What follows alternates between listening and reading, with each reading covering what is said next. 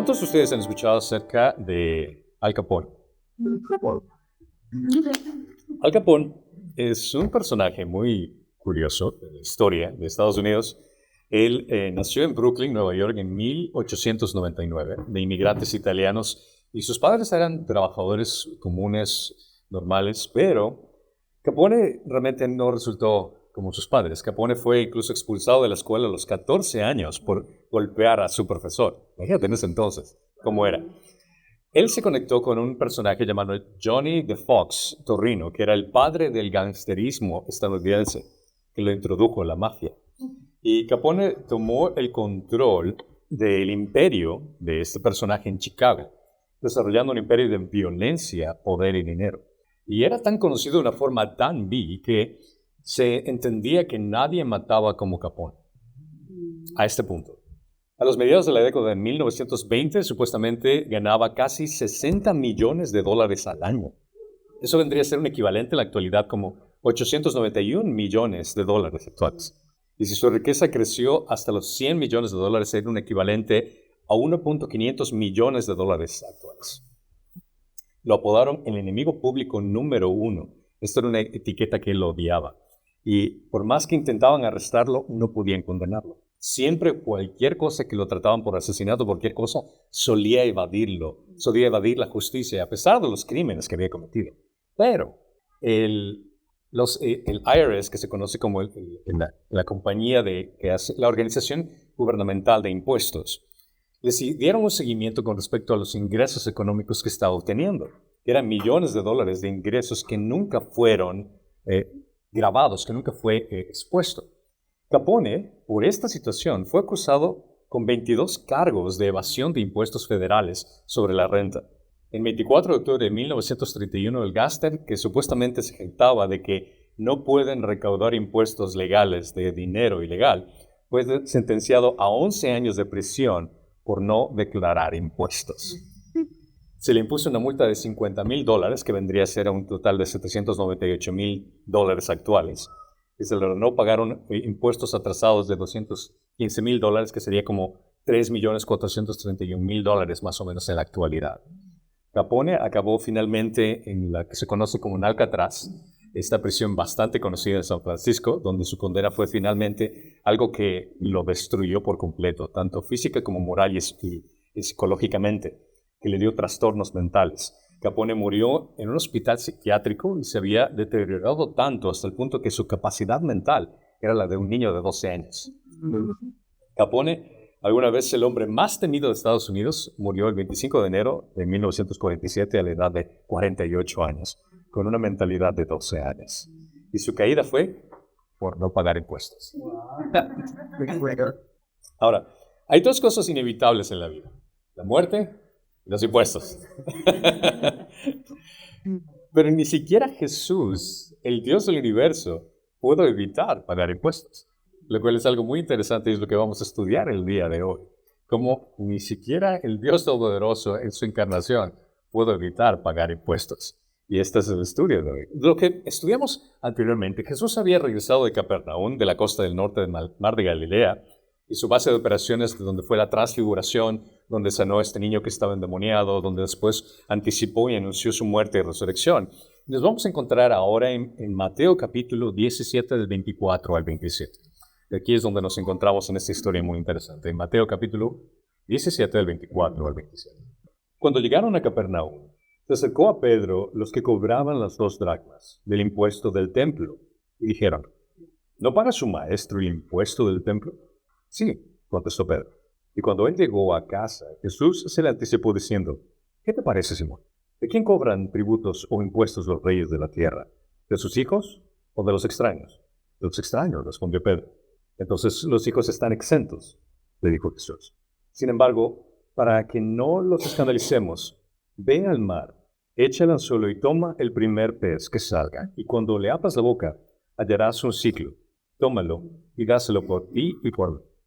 Solo Mateo incluye esta narración en su evangelio y curiosamente debería haber sido por el hecho de que, ¿recuerdan cuál era la profesión de Mateo? Él era recaudador de impuestos. Entonces, aparte de eso, su audiencia en particular, Mateo está escribiendo a un grupo de personas que son judíos, cristianos. Estos judíos cristianos comprendían perfectamente lo que significaba el impuesto del templo. Mateo incluye el único milagro de Jesús que involucra el dinero. Y es curioso por el hecho de que, siendo recaudador de impuestos, incluye este tema que ninguno de los otros evangelios menciona. En el versículo 24 vemos que él está llegando a Capernaum. Capernaum tenía una población diversa debido a la proximidad de carreteras internacionales, su costa pesquera y un rico suelo. Era un lugar bastante céntrico.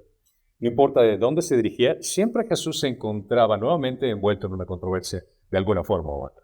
Por la rápida sucesión de los acontecimientos, Mateo nos da la impresión de que Jesús no había tenido mucho tiempo al instalarse en Capernaum, y de pronto estos representantes vienen a hacerle esta petición y se le acercan primordialmente a Pedro. Cuando Jesús y los discípulos regresaron a Capernaum, los recaudadores de impuestos lo estaban esperando, pero se dirigieron a Pedro en lugar de dirigirse a Jesús. Pero no está claro por qué se acercaron a Pedro y no a Jesús, y tal vez era costumbre de no acercarse directamente a un rabino, considerando que ellos entendían que Jesús era un rabino en ese entonces, y veían a Pedro como una persona que estaría involucrada para poder conectarse mejor en los asuntos cotidianos que Jesús, en este caso su maestro, tenía. Y en este caso hablar acerca de qué pasa con los impuestos. Y le pide acerca de estos 2 dracmas. Un ciclo equivalía a 4 dracmas. Un dracma equivalía aproximadamente al denario romano, el salario estándar de un jornalero. Por lo tanto, este impuesto implicaba 2 días de salario. Prácticamente el impuesto que estaba pidiendo eran 2 días que una persona estaba trabajando en su trabajo común. En esa época del año, recaudar impuestos del templo era muy importante, ya sea que los impuestos se paguen antes o después, pero tenías que pagar impuestos del templo. Y estos impuestos del templo, según consta la costumbre, todo varón judío de 20 años o más debía de pagar estos impuestos anuales al templo, y esta era una imposición que se daba para sustentar al templo. Lo curioso del caso, incluso esta es una referencia que nos hace caer en cuenta, que tal vez los apóstoles eran adolescentes. Porque aquí se mencionan los impuestos específicamente de Pedro y de Jesús, pero no del resto. Lo cual te hace caer en cuenta, entonces, en este caso, que el resto de los apóstoles eran adolescentes. Pero solo los sacerdotes y ocasionalmente los maestros de la ley estaban exentos de pagar este impuesto. Y claro, este es un impuesto dado específicamente al templo. No es un impuesto romano. Un impuesto para el sostenimiento del servicio del templo que se esperaba que todo judío pagara. Fue fundado por Moisés en relación del servicio al tabernáculo. Desde ese entonces comienza, porque si vemos en Éxodo 30, menciona, esto era todo el que sea contado medio ciclo conforme al ciclo de santuario, el ciclo de 20 gueras. Medio ciclo es la ofrenda del Señor. Todo el que sea contado de 20 años arriba dará la ofrenda al Señor.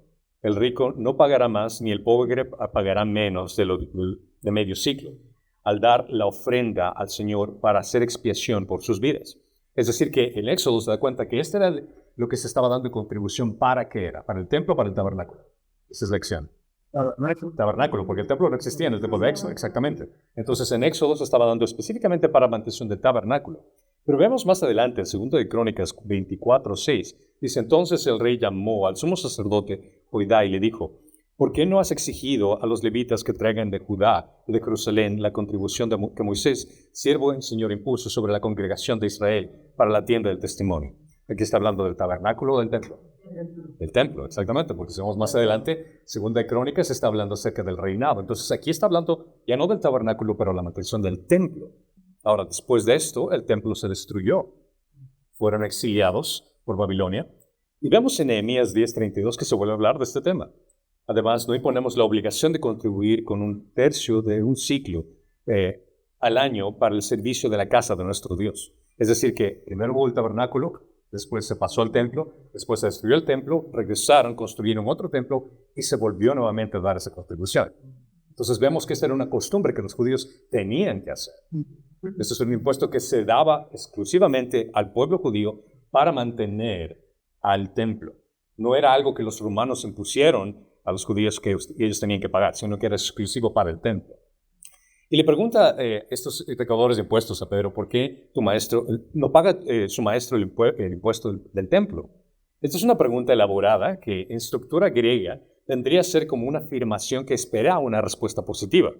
vendría a serlo como, tu maestro paga el impuesto del templo, ¿verdad? Esa era la intención de la pregunta. Al parecer, tanto Pedro como Jesús aún no habían pagado su impuesto en ese año, por lo que los recaudadores de impuestos fueron a buscar a Pedro. Y su pregunta acerca de si es que su maestro no pagaba su impuesto implicaba que si es que él iba a guardar la ley o no iba a guardar la ley. Entonces prácticamente está exponiendo a su rabino como diciendo, ok, aquí tiene su maestro, ¿verdad? Él va a pagar el impuesto que todos que son mayores de 20 años va a pagar. ¿No es así? Estás viendo la tensión que se da incluso en esta pregunta. No era tanto el monto del impuesto de medio ciclo lo que realmente era importante en este versículo, sino más bien la naturaleza.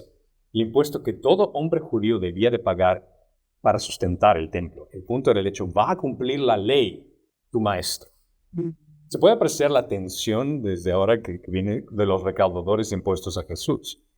Y vemos que Pedro le responde, sí, contestó Pedro.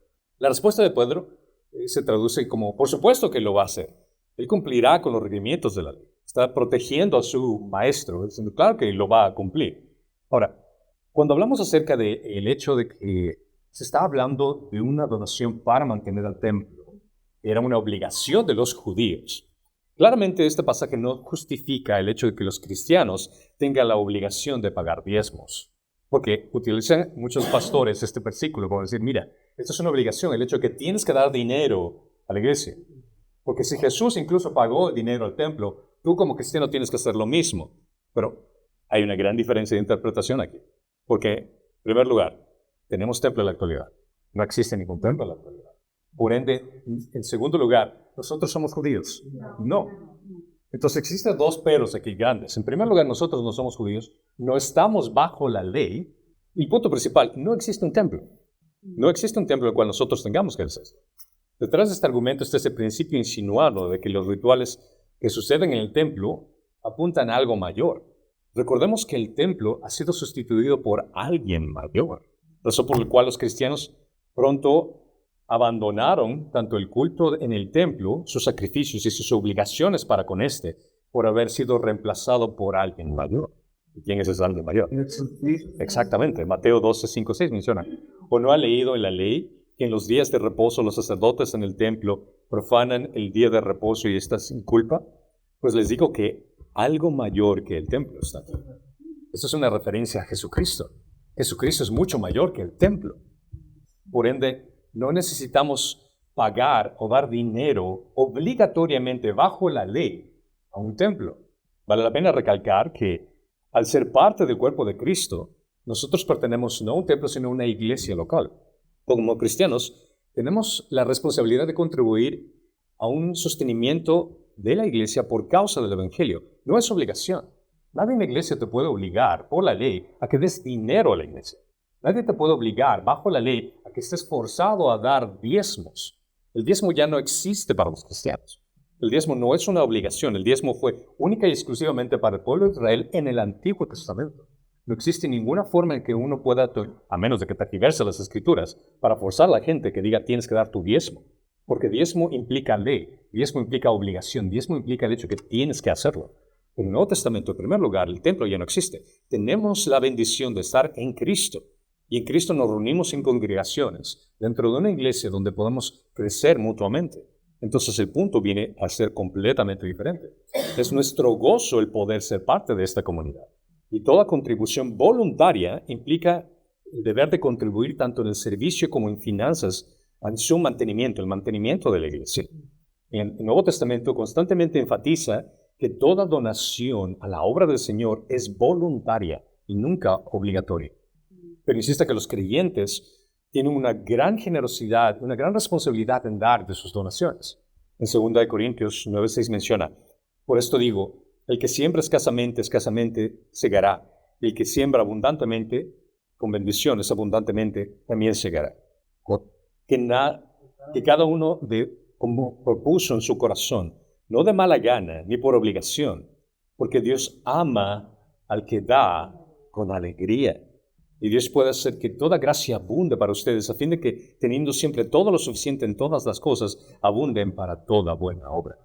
Es decir, que Dios busca a aquel dador alegre. Aquel que viene a la iglesia y considera, esta iglesia considero que es mi hogar espiritual. Aquí es donde vengo y aprendo acerca de quién es Jesús. Este es el lugar donde vienen mis hijos, están siendo nutridos de la palabra de Dios. Por ende, yo quiero que este lugar siga creciendo. ¿Por qué? Porque ha sido de gran bendición para mí y quiero que sea de bendición para otras personas. Por ende, voy a dar alegremente, sabiendo que aquí recibí libremente. Yo voy a dar aquí libremente. Y esa es una responsabilidad que nosotros tenemos como cuerpo de Cristo, el poder fomentar ser la bendición para alguien más. Y este edificio, esta instalación, la gente que viene a servir, el poder contratar a alguien para que esté sirviendo aquí constantemente, son herramientas que nos ayudan a poder bendecir a las demás personas.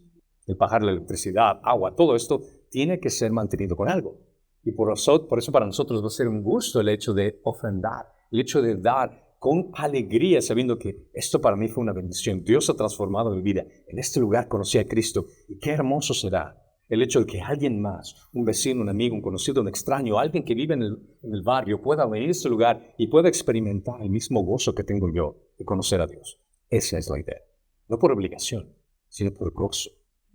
Cuando vemos que Pedro llega a casa, Jesús se le anticipa diciendo, y Jesús lo interrumpe antes de que Pedro comience a presentar el problema. Es lo que me encanta acerca de Jesús. Pedro así como que, ay, no, que sí. Jesús que hay que pagar el impuesto, ¿cómo le digo?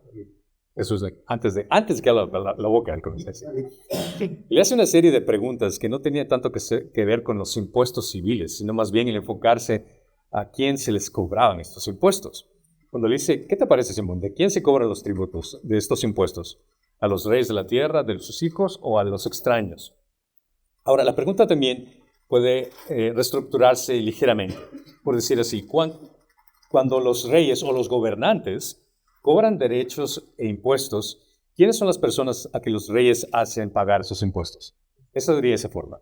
Y Pedro responde, dice, bueno, a los extraños. Los extraños son los que pagan los impuestos. Hoy en día muchos gobiernos recaudan obligaciones tributarias de sus propios ciudadanos, lo cual es entendible. En aquellos días consideren que cuando había un imperio o reyes que normalmente atacaban a otro lugar, cobraron impuestos a los extraños, no a los mismos ciudadanos. Pero los reyes también cobraban tributos dentro de su propio pueblo, aunque en este caso vemos el tributo que se daba al templo, eran ciudadanos dentro del mismo contexto.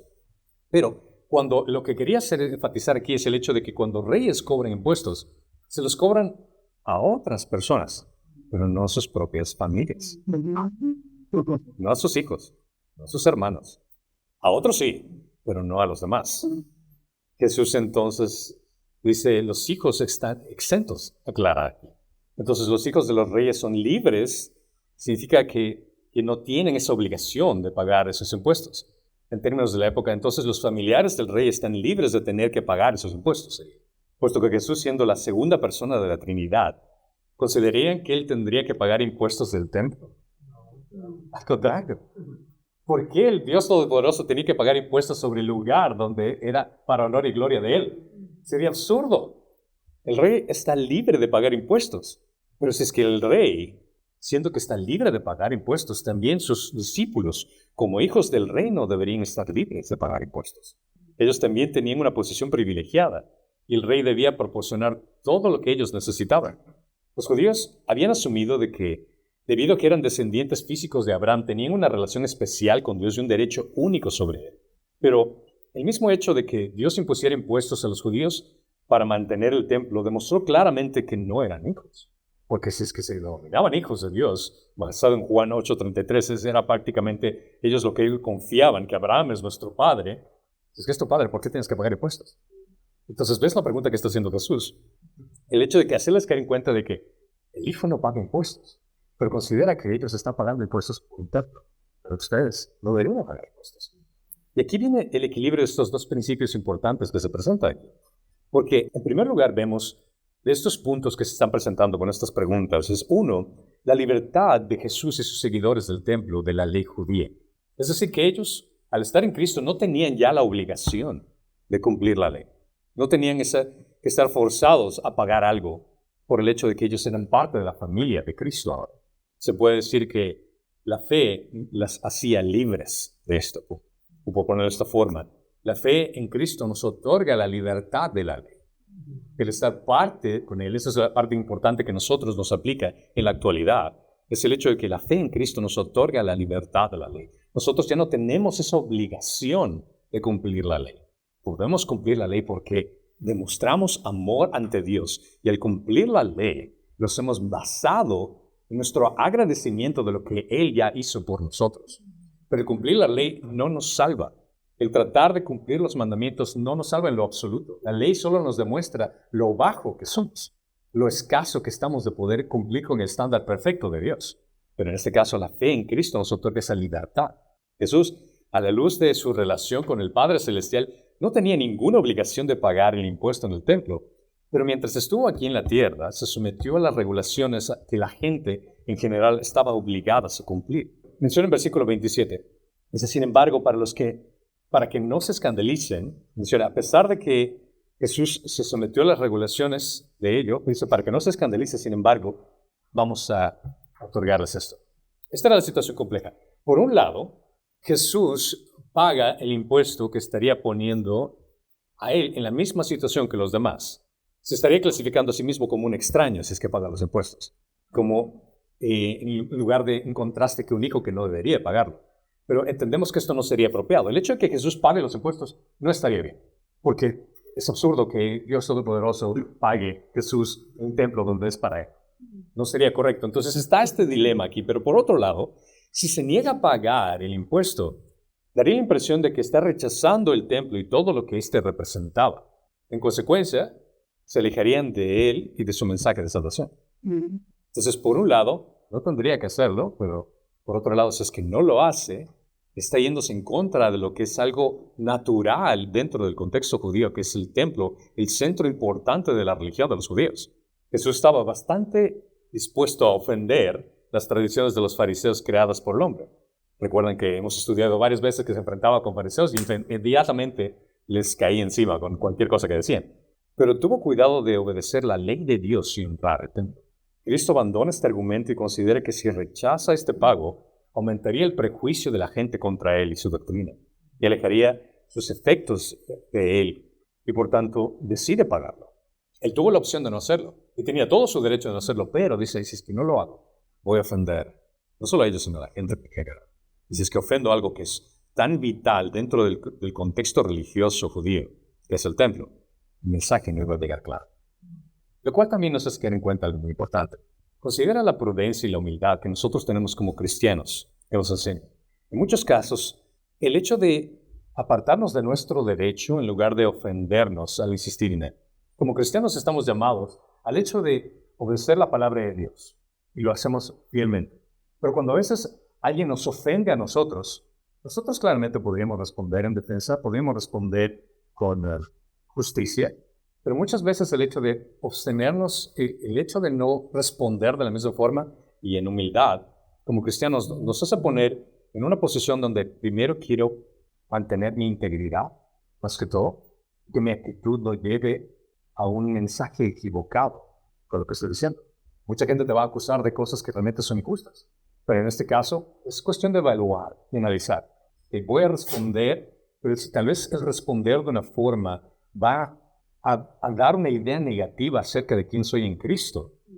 Por ende, voy a optar en humildad a quedarme, a pesar de que sea injusto. Considera esto. En Romanos 12:18 menciona, si es posible en cuanto ustedes dependan, estén en paz con todos los hombres. Estén en paz con todos los hombres. No quiere decir el hecho de que no puedas llamar por justicia, pero en muchos casos es que tienes que evaluar la justicia. El hecho es que se trata del hecho de estar en una buena relación con un vecino, por el bienestar de que pueda tú ser un testimonio para él. Es mejor estar en paz. El hecho de quejarte por tal vez las ramas le caen encima de tu casa o algo por el estilo. Por el servirle, que te sabes que tú das. O sea, esos momentos en lugar de apelar a la justicia, apelas mi comportamiento y mi representación ante Cristo es mucho mayor y mucho más importante que cualquier cosa que me esté ofendiendo. Primera de Timoteo 2 menciona, exhorto pues ante todo que se hagan plegarias, oraciones, peticiones y acciones de gracia por todos los hombres, por los reyes y por todos los que están en autoridad, para que podamos vivir una vida tranquila y sosegada con toda piedad y dignidad. Orar por aquellos que están incluso por encima de nosotros, que son autoridad, por aquellos que tal vez nos oprimen con situaciones que son incómodas. por situaciones que son injustas. Los recaudadores de impuestos del templo no eran personas agradables. Incluso en la actualidad, una persona que recauda impuestos tampoco es una persona que dirías, bueno, me agrada, ¿no? Pero por cualquier objeción que hubieran tenido, si hubiera sido reprimida, ellos hubieran llamado a las autoridades de Jerusalén y podría haberse dado una disputa larga por el hecho de no colectar los impuestos tanto de Pedro como de Jesús. Sin embargo, el Señor no tenía la intención de, en ese momento de escandalizarlos por un punto tan pequeño. Los líderes religiosos buscaban acusaciones para contra Jesús, pero Él claramente mencionó, ¿sabes qué? Paga el impuesto. No quiero causar que esto sea un motivo para el hecho de que, a pesar de que no tengo que hacerlo, lo voy a hacer, porque no quiero causarles como piedra de tropiezo a ellos, por este punto. Lo cual lleva al segundo principio de todo esto. El primer principio entendemos que la libertad de Jesús y sus seguidores del templo y de la ley judía, tenemos ese principio muy importante. Pero el segundo viene a ser esto, la preocupación por los demás como limitación de la propia libertad. Se puede decir que la fe nos hace libres y su amor fija los límites dentro de los cuales debe ejercerse esa libertad. Tenemos la libertad de la ley, por un lado, sí, perfecto. En Jesús somos libres de cualquier ley. Pero esa libertad nos ayuda también a entender de esa libertad no vamos a lastimar a otras personas con esa libertad. Lo pongo de esa forma. La fe en Cristo nos otorga la libertad de la ley, mientras que su amor establece los límites dentro de los cuales ejercemos esa libertad. Lo repito, la fe en Cristo nos otorga la libertad de la ley, mientras que su amor establece los límites dentro de los cuales ejercemos la libertad que tenemos en Él. La idea no es ser un punto de tropiezo dentro de nuestra libertad que tenemos en Cristo. Jesús es más grande que el templo, pero aún así pagó impuestos. No querían ser ningún obstáculo en base de su conducta que pudiera servir de estorbar para que estuviera pensando en su comportamiento de que no sigue las normas de los demás. Él lo pagó, para que no hubiera problema. ¿Por qué? Porque no quería ser una piedra de tropiezo para los demás. Pagó los impuestos cuando no tenía que haber hecho. Pero aquí viene también una pregunta que es inevitable que tenemos que hacer. ¿Los cristianos debemos de pagar impuestos? Sí. No nos hubiera gustado que Cristo hubiera dado respuestas a este tipo de cosas. Entonces, pero las Escrituras sugieren mucho de la obediencia a las autoridades humanas. Incluso el pago de impuestos es un mandamiento divinamente ordenado. ¿A qué me refiero con esto? En Romanos 13:1 menciona: sométase toda persona a las autoridades que gobiernan, porque no hay autoridad sino de Dios. Las que existen por Dios son constituidas.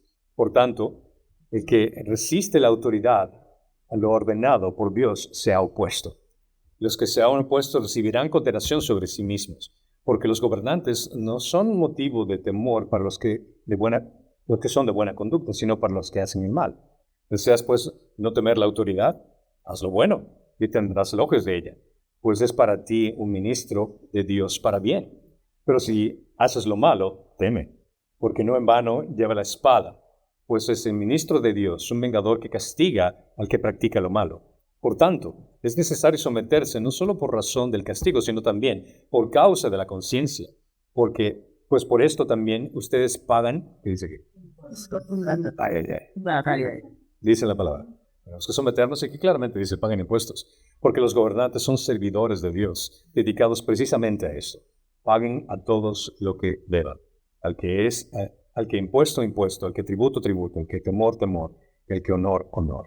Es inevitable. Dios lo puso claramente aquí. No podemos esquivarlo. Incluso en 1 Pedro 2:2 lo enfatiza también. Mantengan entre los gentiles una conducta, ¿qué dice aquí? Irreprochable, a fin de que en aquellos que les calumnien como malhechores, ellos, por razón de las buenas obras de ustedes, al considerarlos, glorifican a Dios en el día de la visitación. Sométanse por causa del Señor a toda institución humana, ya sea al rey con autoridad, a los gobernantes como enviados por él, para castigo de los malhechores y alabanza de los que hacen el bien, porque esta es la voluntad de Dios, que haciendo bien ustedes hagan enmudecer la ignorancia de los hombres insensatos. Anden como libres, pero no usen la libertad como pretexto para la maldad, sino empléenla como siervos de Dios. Honren a todos, amen a los hermanos, teman a Dios, honren al rey. Es inevitable. Dios nos especificó claramente el hecho del sometimiento, incluso dentro del sometimiento implica el pagar impuestos, el dar tributos. Pero parece implicar que tal obediencia tiene un motivo principalmente evangelístico, porque tu buena conducta tu calidad como ciudadano va a influir en la forma como tú evangelizas a la gente. En Tito 3:1 menciona, recuérdales que estén sujetos a los gobernantes, a las autoridades, que sean obedientes, que estén preparados para toda buena obra. Nos hubiera gustado que Jesús hubiera dicho algo diferente, pero es claro que las Escrituras mencionan el hecho de que tenemos que ser buenos ciudadanos. A nadie le gusta pagar impuestos, pero Dios nos pide que seamos un buen ejemplo dentro del contexto del mundo donde nos ha puesto, de la ciudad donde nos ha puesto, del país donde estamos. Jesús modeló el comportamiento que aspira ver en sus seguidores, siendo fieles incluso en el cumplimiento de nuestras obligaciones tributarias. El pago de los impuestos es el deber de todo ciudadano y como cristianos debemos ser buenos ciudadanos. Si los impuestos son mal usados por el gobierno, tienes todo el derecho bajo la ley de votar por mejores candidatos, tienes todo el derecho bajo la ley de apoyar leyes que sean justas, tienes todo el derecho bajo la ley de comunicarte con legisladores.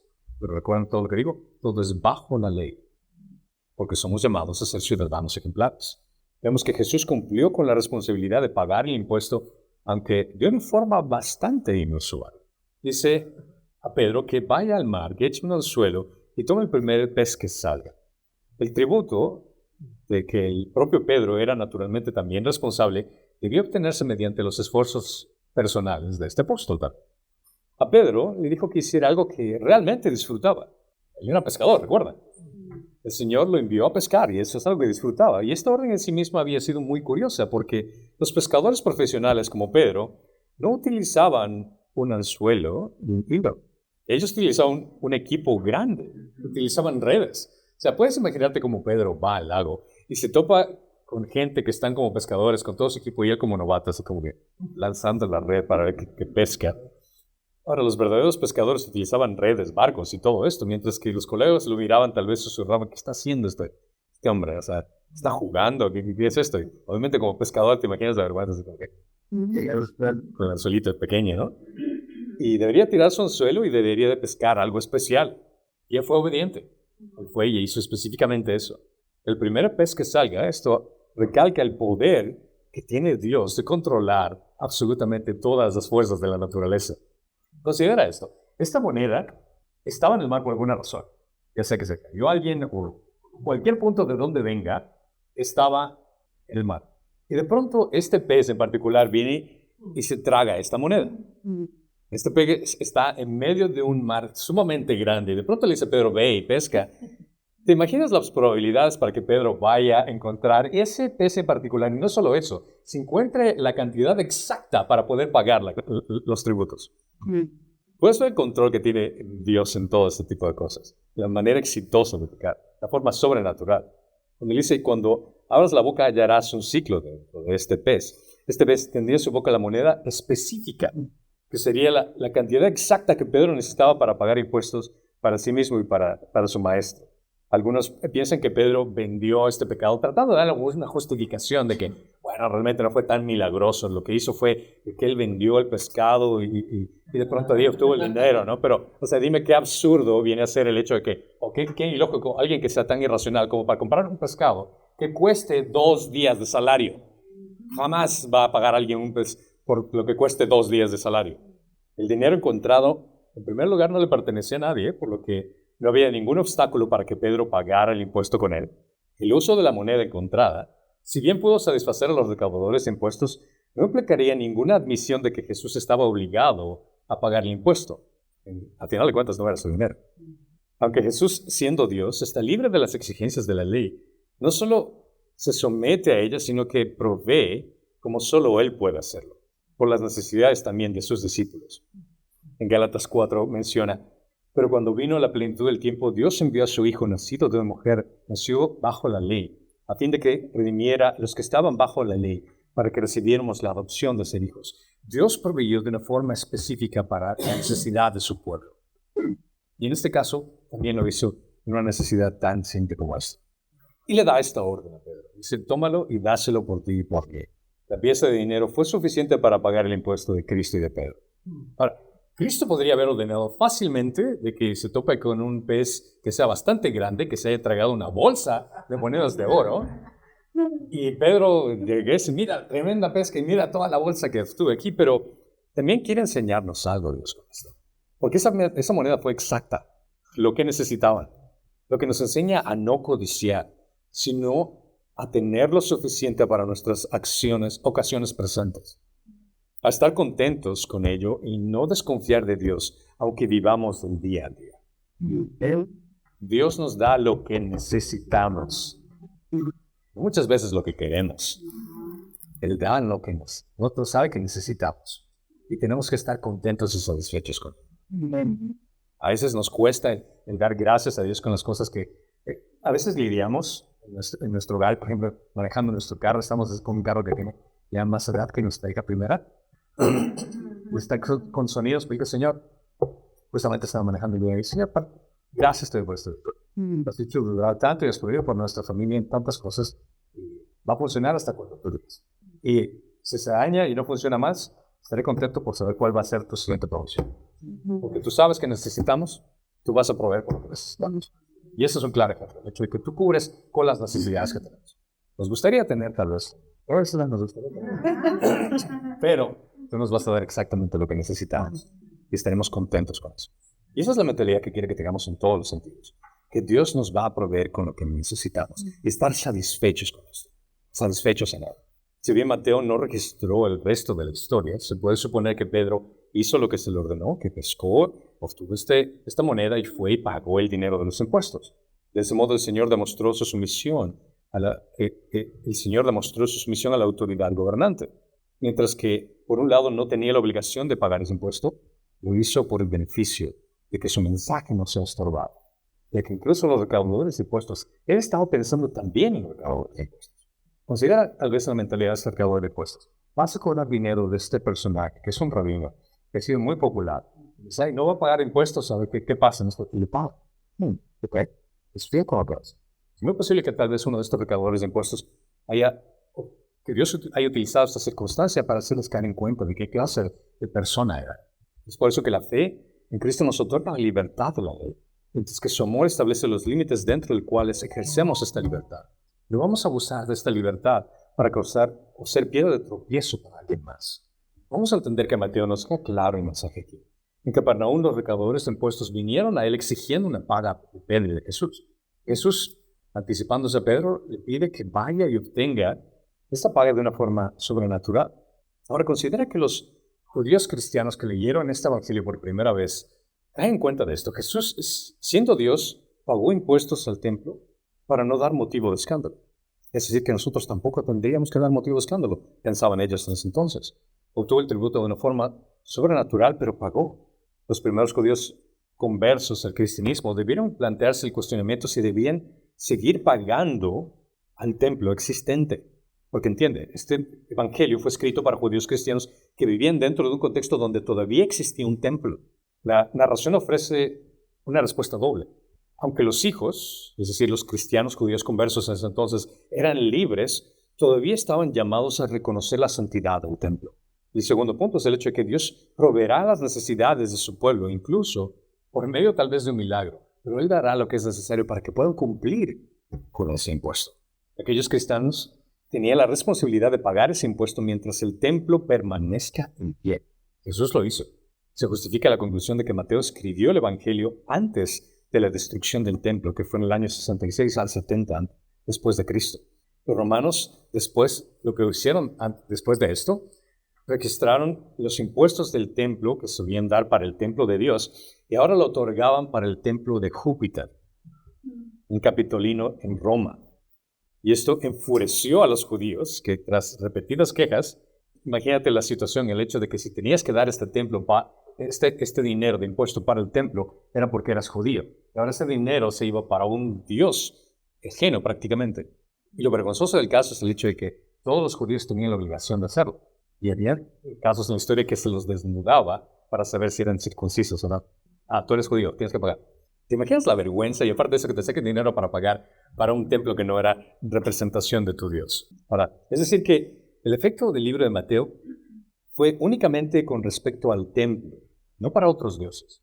Y eso es incluso el inconveniente que tuvieron los cristianos primitivos en ese entonces, porque se les obligaba a adorar a otros dioses, incluso a César. Pero ellos no lo hicieron. Esto entra dentro del contexto del templo de Dios. no de ningún otro templo, no de ninguna otra fe o creencia pagana. Jesús modela a sus discípulos al pagar impuestos a los gobernantes para no ser motivo de escándalo, estorbando el mensaje del Evangelio. El punto de Jesús aquí es similar al punto de Pablo, uno que uno debe sacrificar sus propios privilegios sin violar la ley de Dios por el bien del Evangelio. En 1 Corintios 10:31 menciona, entonces ya sea que coman, que beban o que hagan cualquier cosa, háganlo todo, ¿para qué? Para la gloria de Dios. No sean motivo de tropiezo ni a judíos, ni a griegos, ni a la iglesia de Dios. Así como también yo procuro agradar a todos en todo, no buscando mi propio beneficio, sino de muchos, para que sean, ¿qué? Salvos. Esa es la idea. Muchas veces vas a estar en situaciones en las cuales te van a juzgar injustamente, o vas a estar en una situación en la cual incómoda, donde vas a evaluar, va a ser injusticia, lo cual puedes hacerlo en libertad, claramente lo puedes hacer, pero si es que lo hago, tal vez va a causar piedra de tropiezo para alguien más. El mensaje del Evangelio está por encima de nuestras necesidades. Ese es el punto que quiero aclarar aquí. Como cristianos, paguemos alegremente nuestras justas deudas, a pesar de que tal vez nuestros prestamistas sean groseros. Seremos honestos en nuestro trabajo, a pesar de que nuestros jefes sean desconsiderados. Paguemos nuestros impuestos, aunque el gobierno malgaste infructuosamente el dinero del Estado. Al final de cuentas, cada uno de ellos va a tener que rendir cuentas a Dios. Tú eres fiel con lo que Dios te está pidiendo. Y todo esto comprendiendo nuestros derechos que tenemos en Cristo, sin dar lugar a ser piedra de tropiezo para alguien más. Siendo sal, dando sabor en un mundo insípido. Siendo luz en un mundo de oscuridad. De que esta fe que tenemos, esa libertad que tenemos en Dios nos da esos límites para poder glorificarlo a Él. Jesús no menciona las implicaciones para los miembros de la familia de Dios, pero están claramente implícitas. Los hijos reales de Dios están libres de las obligaciones del antiguo pacto que han sido anuladas y pagadas por completo en la cruz. Los hijos de Dios estamos exentos de cualquier deuda con el Padre debido a la expiación ofrecida por el Hijo. La deuda de la ley fue pagada por Cristo y somos libres a lo que Cristo, gracias a lo que Cristo hizo por nosotros. Amén. Gracias, Señor, te damos por el hecho de que es una tremenda bendición de ser considerados hijos de Dios. Es un privilegio, Señor, gracias a la sangre derramada de Cristo por nosotros. Y, Señor, en esta libertad que tú nos has dado, queremos establecer estos límites para no ser piedra de tropiezo para alguien más, Señor. Queremos que nuestra vida, nuestro caminar, nos sirva como un estorbo del mensaje precioso del Evangelio que comunicamos a los demás. Si es que hay alguna actitud o alguna característica de nuestra personalidad que está estorbando el mensaje del Evangelio, Señor, te pedimos que nos reveles en nuestro corazón. No queremos avergonzar el mensaje del Evangelio. Al contrario, Señor, queremos que nuestra vida sea ese ejemplo, que nuestra vida dé esa oportunidad para que el mensaje de la palabra del Evangelio pueda fluir sin ningún estorbo. Permítenos, Señor, representarte de la mejor forma como embajadores de tu nombre, siendo la sal y la luz que nos has llamado a ser por honor y gloria de Cristo Jesús. Y todos dicen, amén. Vamos.